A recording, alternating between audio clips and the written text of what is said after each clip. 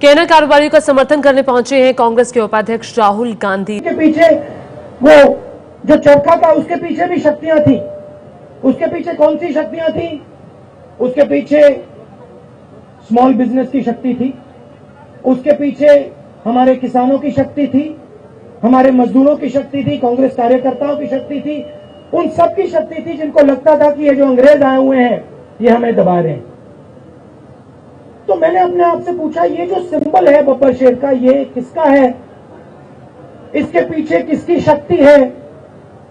और ये जब बोल रहा है टीवी पे, इतनी जोरों से बोल रहा है, इसको कौन बुला रहा है? और जब मैं यहां आया हूं, अब मुझे बात समझने में आई है।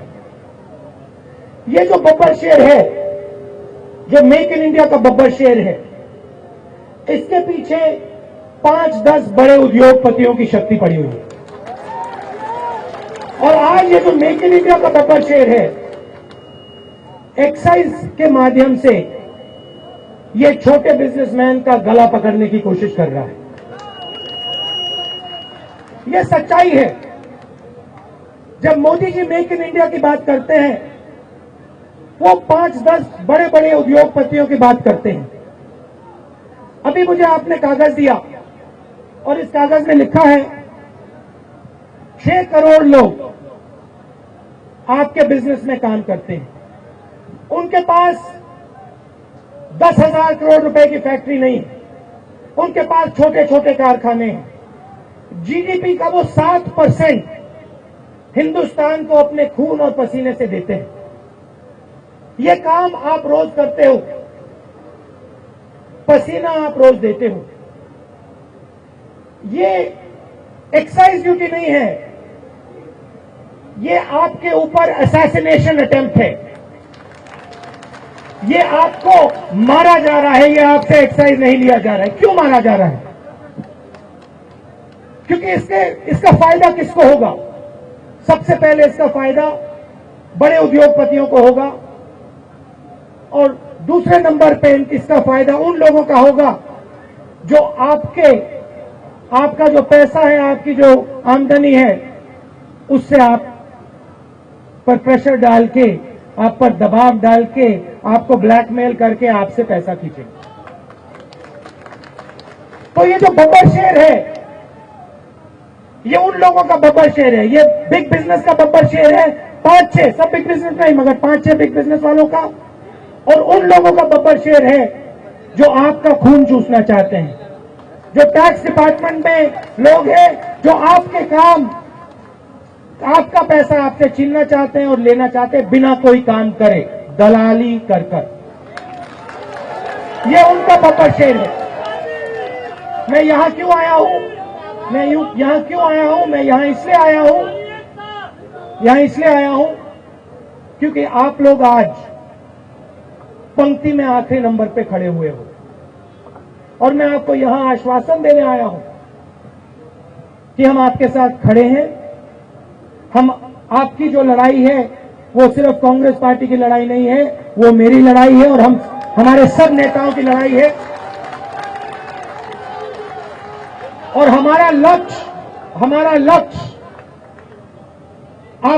आपको जो दर्द महसूस हो रहा है, आपके दिल में जो घबराहट है, उस घबराहट को मिटाने का हमारा लक्ष्य।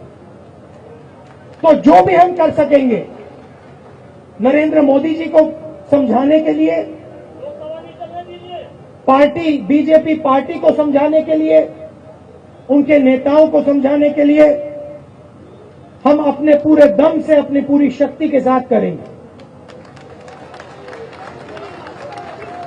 बीजेपी में एक और मुश्किल है। बीजेपी में ऐसे नेता हैं जो शायद आपकी मदद करना चाहते हैं, मगर वो नेता आज बीजेपी में डरे हुए हैं। उन्हें लगता है कि अगर हमने गलत बोल दिया तो हमारा नुकसान हो जाएगा।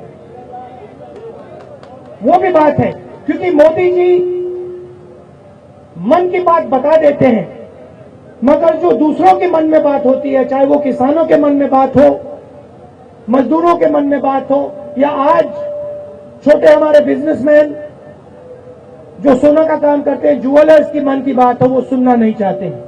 मेरा काम आपकी जो आवाज है उनके कानों तक पहुंचाने की का है और मैं करके दिखाऊंगा ये काम।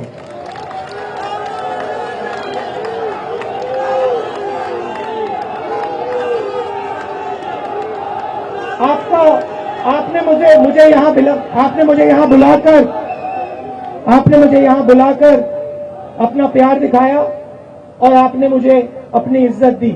इसके लिए आप सबको बहुत बहुत धन्यवाद। जो भी छोटे बिजनेसमैन हैं, किसान हैं, मजदूर हैं, गरीब लोग हैं, जिनको लग रहा है कि हिंदुस्तान में हमें दबाया जा रहा है, हमें कुचला जा रहा है, हमें कल नहीं दिखाई दे रहा है, हम उनकी पार्टी, हमारी लड़ाई उनकी लड़ाई है। धन्यवाद। जय हिंद। नमस्कार।